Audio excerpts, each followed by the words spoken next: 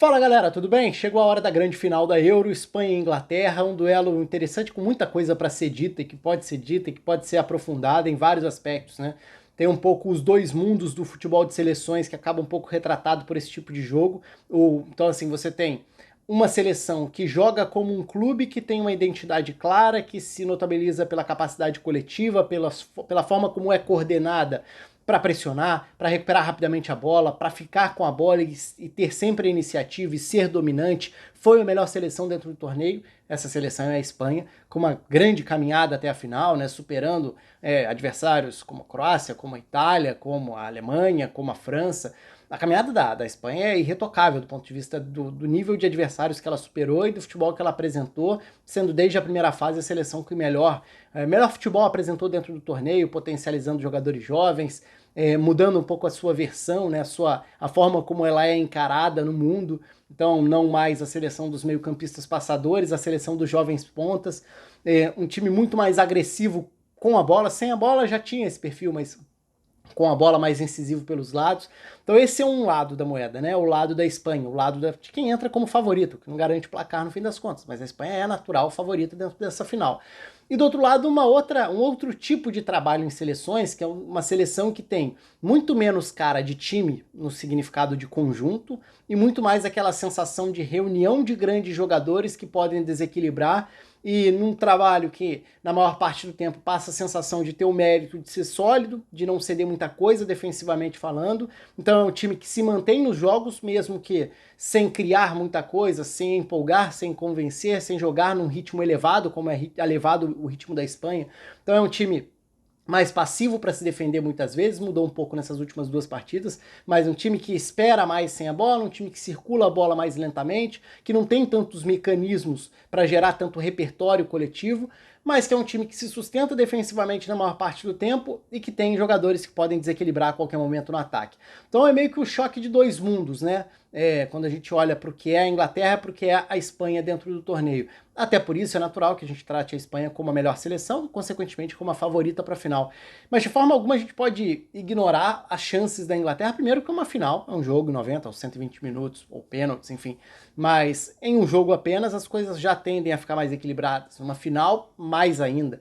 Ninguém chega a uma final, uma decisão de torneio por acaso. Por mais que você olhe para a Inglaterra e fale, tá devendo, fez um torneio inteiro devendo, alguma coisa ela vinha fazendo para conseguir chegar até aqui, por mais que em alguns momentos tenha o componente da sorte e tudo mais, claro que isso existe, você possa relativizar adversário e tal, mas mesmo assim. E aí por isso é sempre importante a gente falar da consistência de resultados. A Inglaterra que tem conseguido chegar longe ao longo desses últimos anos dentro da era Southgate, algo de sólido ela tem para manter esse time chegando longe, ainda que não seja com o tipo de futebol que todo mundo espera que ela apresente, ou com um nível convincente ou minimamente agradável em boa parte desses jogos. Mas é uma Inglaterra animada pelo que apresentou, especialmente no primeiro tempo contra a Holanda também. Então é uma Inglaterra que vem um pouco com essa confiança de que sim, de repente é possível que essa Inglaterra jogue bem. É claro que quando a gente projeta um cenário desse enfrentamento, sendo a Espanha a seleção do outro lado, a tendência natural é que a Espanha controle, tome a iniciativa e domine o jogo. E esse domínio é interessante nesse choque, porque a Espanha é uma seleção que fica bastante com a bola, não porque ela quer especialmente essa, não porque ela quer ficar com a bola o tempo inteiro, mas porque ela não quer deixar o adversário confortável. Então ela vai, pressiona, recupera rápido. E aí fica com a bola se tiver que ficar. No segundo tempo contra a França a gente até viu um pouco mais essa posse de bola como uma ferramenta para administrar jogos. Então, às vezes, dependendo do cenário, é bom também você não arriscar todo jogo, todo lance. Porque se você arrisca todo lance, você está oferecendo a bola para o adversário. E oferecer a bola para o adversário significa se der um contra-ataque. Então, são escolhas. Dentro do jogo é muito importante tomar essas decisões corretamente, né? Saber o momento de reduzir o ritmo, saber o momento de arriscar mais. Essa é uma Espanha que claramente tem mais ferramentas para castigar, inclusive num cenário de contra-ataque, como foi o caso em alguns momentos lá atrás, contra a Croácia, se a gente lembrar lá no primeiro jogo, que a Croácia até teve mais a bola. Em dado momento do segundo tempo contra a França foi um time num ritmo mais baixo. Mas assim, o simples fato de ter esse enfrentamento entre as equipes é muito interessante porque coloca isso frente a frente. Então, do lado da Inglaterra, você tem uma Inglaterra que vai adotar qual perfil de jogo? A Inglaterra contra a Suíça foi uma seleção já mais agressiva para tentar encaixar a marcação na saída de bola do adversário. Era uma Suíça que tinha como característica qualidade nos primeiros passes, então era importante isso, e não foi em todo jogo que a Inglaterra fez bem isso. Agora, assim, algumas perguntas que são naturais. A Inglaterra vai subir para pressionar a Espanha, sabendo que a Espanha tem muita aceleração pelas pontas e que isso pode castigar uma defesa com o campo mais aberto? Ou a Inglaterra vai esperar e vai ficar até contente em saber que a bola vai estar com o adversário, então a Inglaterra passa a ter a preocupação de proteger mais a própria área e não tem problema em ser um pouco mais passiva sem a bola.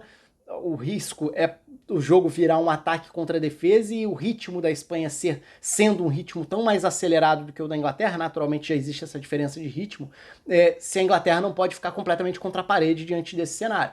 Mas não é nenhum absurdo imaginar a Espanha controlando as ações e empurrando um pouco mais para trás a Inglaterra. Então, a Inglaterra vai ser mais ou menos agressiva na altura em que vai escolher pressionar. Ela vai pressionar ou ela vai recuar?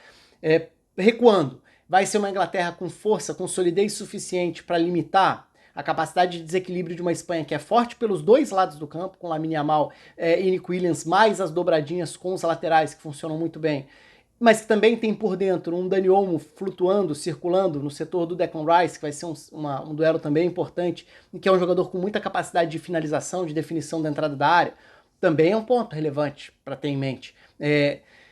Sendo a Inglaterra esse time capaz de esperar e se proteger, e se conseguir se proteger dentro do jogo, a Inglaterra tem ameaça para contra-ataques, para castigar a Espanha, é um outro ponto, porque essa Inglaterra, embora tenha oferecido mais movimentos e maior qualidade na circulação da bola diante da Holanda, ela não foi em nenhum momento do torneio uma seleção do contra-ataque. E, por exemplo, um Harry Kane pode ser muito importante para ser esse alvo de saídas. A Inglaterra pode usar a bola longa para furar uma ideia de pressão da Espanha subindo a marcação, e esse passe um pouco mais longo pode ser importante, especialmente se encontrar um Harry Kane para fazer esse pivô. Só que ele precisa ter jogadores que ofereçam campo, que ofereçam aceleração para explorar uma inversão de jogada. Então a Inglaterra pode ter, por exemplo, uma saída de bola. Naturalmente os Stones têm mais característica de saída de bola e talvez a Espanha até pressione mais os Stones do que o Guerri, mas o Guerri tem passe longo. E o Guerri pode encontrar o Saka no lado oposto, ele pode encontrar o Harry Kane nas costas de Rodri e Fabian Ruiz, se esses dois sobem para pressionar. É possível que a Espanha tente pressionar saltando com muita gente, se for essa marcação agressiva que é a característica da Espanha. Então o Harry Kane baixando para ser esse 9 que vira um 10 para receber, botar no chão como um pivô e dar o passo adiante com um passe de qualidade, o Harry Kane ganha um peso considerável nisso. Ele não vai oferecer a corrida nas costas da defesa da Espanha, mas ele pode ser esse jogador que vai receber um primeiro passe que sai da pressão para a partir dali tentar acelerar, seja fazendo uma parede para um Kobe Mainoo que vem de frente, seja para acionar um Phil Foden, um Bellingham, os dois de faixa central teoricamente, seja para inverter uma bola rápida para o Bukayo Saka, que talvez seja de todos esses jogadores quem mais tem esse perfil de receber do lado, principalmente se tiver uma inversão rápida de jogada, receber e arrancar com a bola nos pés. Então pode ser um desafogo para a Inglaterra.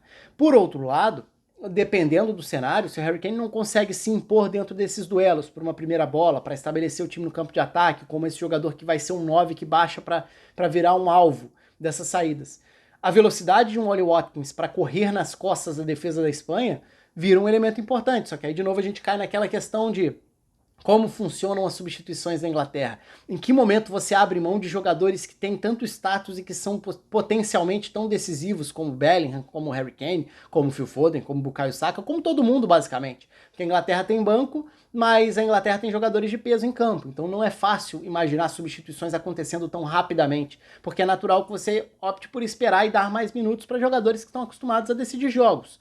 Então é um dilema que existe a cada rodada. Em vários momentos o Southgate demorou um pouco para mexer, mas enfim, isso também pode funcionar. E a gente já viu um pouco, o impacto das substituições vale para os dois lados, porque o cronômetro pode ser um fator favorável à Inglaterra. Primeiro porque se espera um ímpeto muito maior da Espanha. A Espanha entra em campo com muito mais fome de pressionar e de dominar, porque o jogo da Espanha passa por isso. A Inglaterra já não faz tanta questão de ser o time que vai ficar com a bola o tempo inteiro. Talvez seja até um favor para a Inglaterra o adversário ficar com a bola e a Inglaterra poder batalhar mais ou batalhar menos contra esse duelo que é de ter que ter uma posse de bola mais produtiva, mais acelerada e tudo mais. Mas do lado da Espanha, o jogo contra a Alemanha, por exemplo, nas quartas, deixou muito clara a importância de você não tirar jogadores que não têm uma reposição tão automática em termos de, nem digo de nível, de característica. quando o De La Fuente abre mão contra a Alemanha de Nico Williams e Lamine Yamal, isso naturalmente passa uma mensagem para o adversário. Preciso me preocupar menos com os pontas que desequilibram. Então eu posso pressionar mais, posso subir mais, posso arriscar mais, porque deixa de ser a Espanha que também pode ser fatal acelerando, contra-atacando, aproveitando essas transições em cenários de campo aberto, de 1 contra 1. Tanto que contra a França, na semifinal, o De La Fuente já demora muito mais a tirar, só tira esses jogadores já muito na reta final. Mesmo que fosse natural, até por uma questão física, abrir mão do Lamine Yamal um pouco antes. Então essa questão do cronômetro ela é interessante para a Inglaterra do ponto de vista da necessidade de escapar da pressão inicial, porque a Espanha tende a sufocar nos primeiros minutos pelo trabalho que faz sem bola e pela qualidade que tem com bola, ela tende a produzir, tende a ter volume de oportunidades. Então para a Inglaterra é fundamental tentar sobreviver esses primeiros minutos, mesmo sabendo que a Inglaterra nos 3 jogos de mata-mata saiu atrás e conseguiu depois se recuperar, contra a Eslováquia no último minuto, contra a Suíça foi mais rapidamente, mas depois só foi ganhar nos pênaltis, contra a Holanda teve depois do gol sofrido, principalmente depois do empate, os seus 30 melhores minutos na Euro até aqui. Então esse é um fator importante para a Inglaterra, mas tem um outro também, né? A profundidade de banco de reservas. Você olha para a Espanha, por mais que a Espanha tenha bons jogadores no banco de reservas, a Inglaterra parece ter mais jogadores decisivos vindo do banco de reservas, né? Quando você olha para a temporada que fez o Cole Palmer, quando você olha para o impacto que o próprio Oli Watkins teve dentro do torneio, a Inglaterra tem jogadores que podem mudar um pouco mais, até pela individualidade, já que essa final traz um pouco esse debate, né? Um time é marcado pela capacidade coletiva que potencializa as individualidades. Outro time é marcado por uma incapacidade coletiva de potencializar as individualidades. E, portanto, um time que acaba dependendo mais das individualidades e acreditando mais e confiando muito nessas individualidades, ainda que não tenha tanta cara de time. Então esses dois lados de um confronto tão importante, de uma final, eles são lados muito interessantes, né? E que só acrescentam para essa prévia, para essa expectativa. E claro, personagens aos montes, né? Porque a Euro que o Lamine Yamal tá fazendo, a Euro que o Nico Williams tá fazendo, que o Fabian Ruiz tá fazendo, Dani Olmo tá fazendo.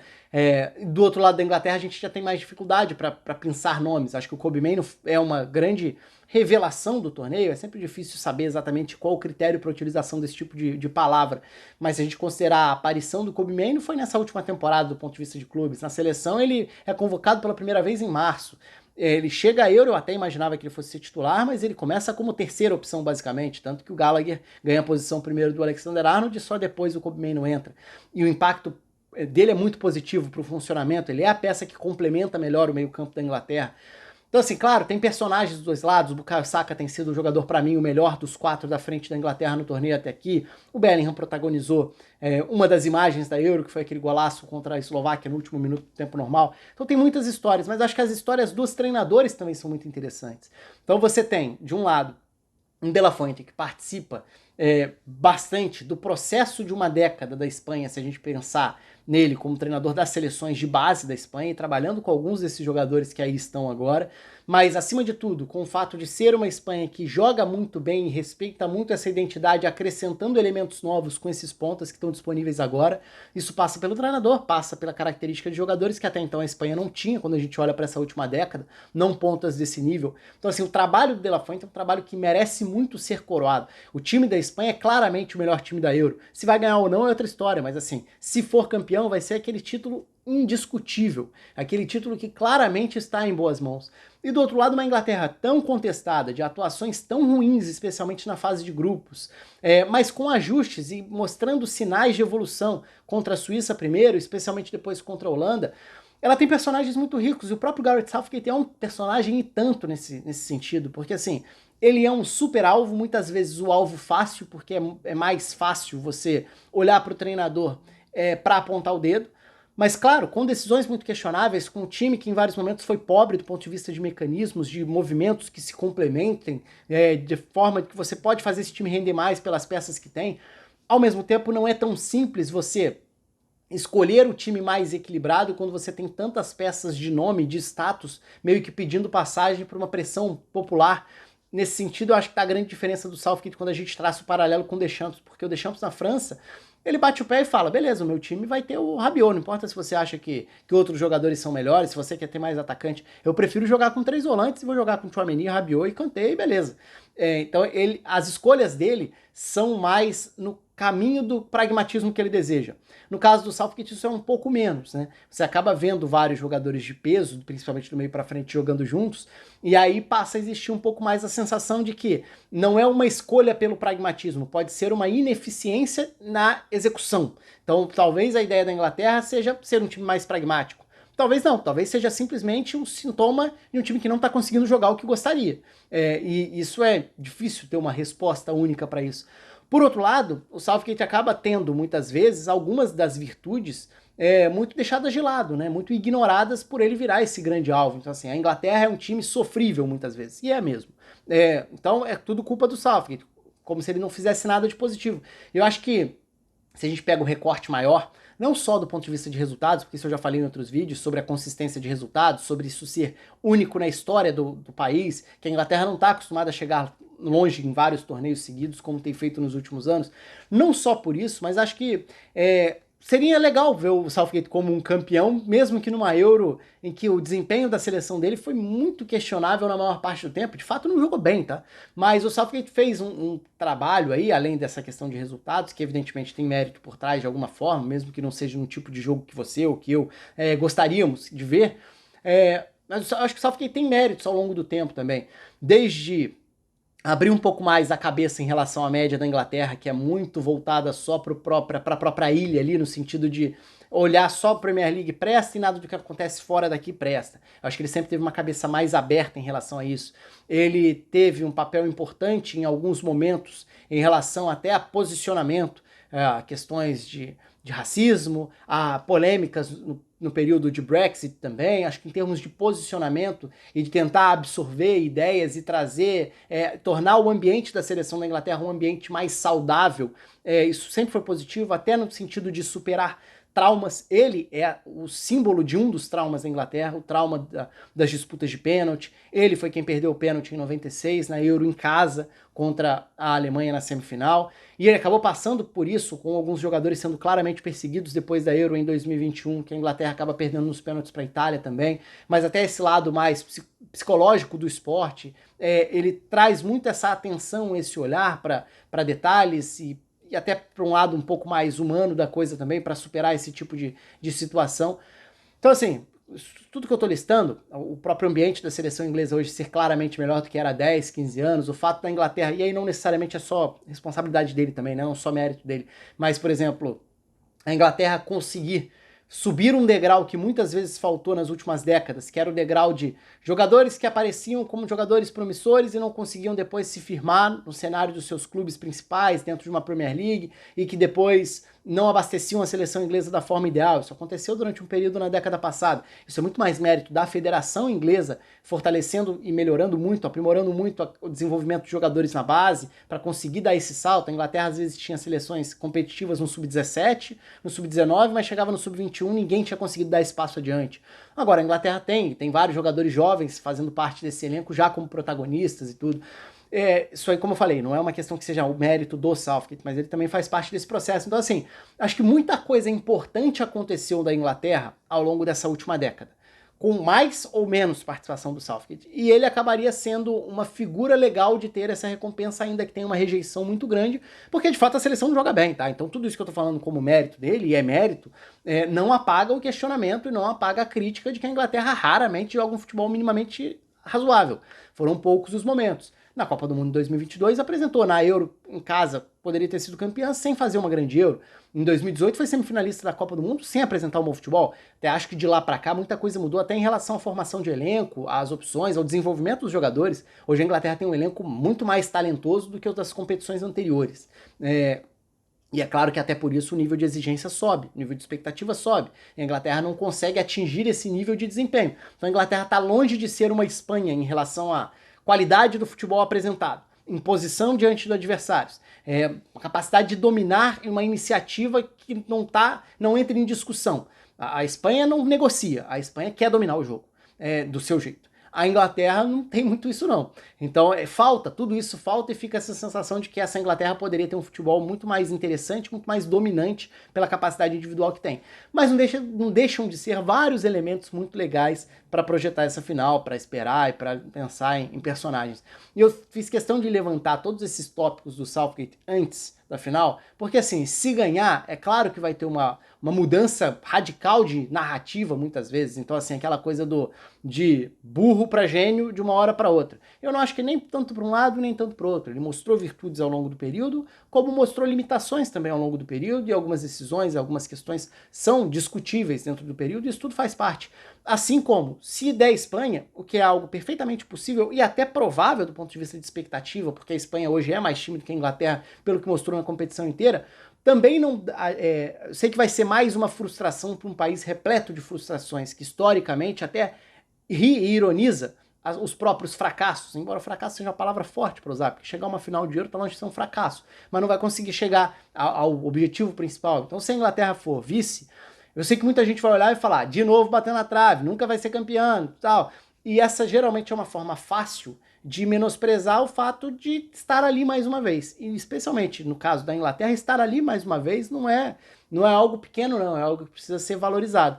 Então, por isso que eu acho que é legal levantar esses outros tópicos da era Southgate antes da final, para não ficar dependente do que aconteça. Pode ser que a Espanha faça 5-0 na Inglaterra na final, pode ser que seja um espetáculo da Espanha como foi na final de 2012 contra a Itália. Pode ser, essa Espanha é muito capaz disso e se mostrou esse nível de time no torneio inteiro. Pode ser que a Inglaterra ganhe com um gol chorado, não jogando nada na final. Pode ser, de certa forma, seria um pouco a cara dessa Inglaterra, do que seria o título dessa Inglaterra. E nada disso eu acho que mudaria essa avaliação de outros tópicos que fazem parte dessa evolução que a Inglaterra teve em resultados da sua seleção ao longo da era Southgate.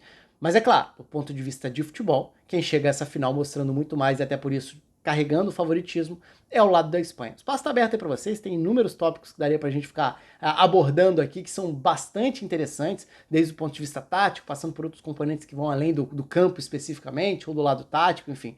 Tem tudo para ser uma final muito interessante. Até para citar um ponto aqui que eu vou lembrando, vou falando aleatoriamente aqui, vou lembrando de tópicos enquanto eu vou gravando o vídeo. Mas, por exemplo, qual vai ser a capacidade da Inglaterra, mesmo que seja mais passiva sem a bola, de impedir passes de qualidade dos jogadores que precisam muitas vezes ser pressionados na Espanha? Eu tô falando do Laporte para fazer um primeiro passe, do Rodri, que é fundamental. Como a Inglaterra se adapta a um jogo que pede mais defensivamente de um time que não tem tanto essa característica, que é a Inglaterra. É um tópico bem interessante pra gente ver. Quais serão esses papéis, se vai ter algo bastante específico, enfim. Para o vídeo não ficar ainda maior, vou encerrando por aqui, porque senão a gente ia lembrando vários tópicos. Um abraço para todo mundo, até a próxima. E no domingo, a cobertura na Cazé TV começa a partir do meio-dia, né? A final da Euro vai ser transmitida aí sim, vai ser o único jogo de toda a Euro, com transmissões de diversos lugares ao mesmo tempo, né? A Euro inteira foi dividida em jogos exclusivos da Cazé TV, do Sport TV, verdade, alguns com Sport TV e Globo, né? Um por fase. Então dessa vez vai ter na Globo, vai ter no Sport TV, vai ter na Cazé TV, eu estarei na transmissão da Cazé TV.